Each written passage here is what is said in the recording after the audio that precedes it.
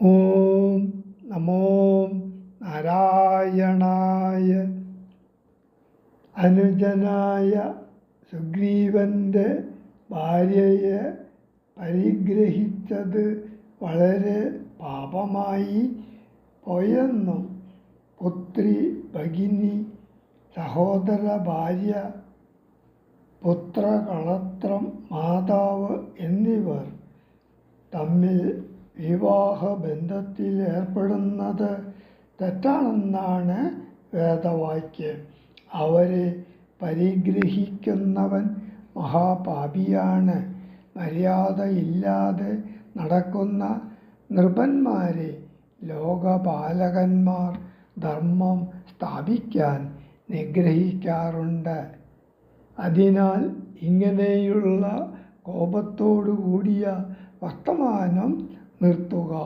ഏറെ സംസാരിക്കുന്നതു പാപം ഏറുന്നതിനിടയാക്കും. ഇത്തം ബഹുഭാഷണം ചെയ്ത ബാലിയോടുത്തരമായരുൾ ചെയ്തു രഘുത്തമൻ.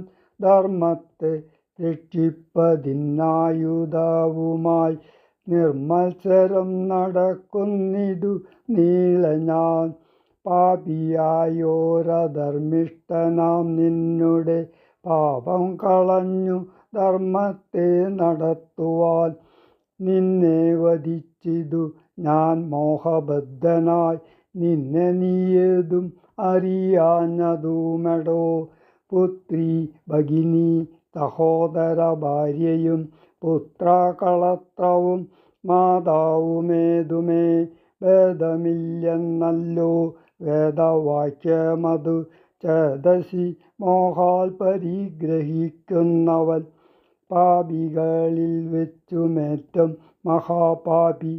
പാപമവർക്കതിനാലെ വരുമല്ലോ. മര്യാദ നീക്കി നടക്കുന്നവർകളെ ശൗര്യമേറും നൃപന്മാർ നിഗ്രഹിച്ചത ധർമ്മസ്ഥിതി വരുത്തും ധരണീതലേ. നിർമ്മലാത്മാ നീ നിരൂപിക്ക മാനസേ.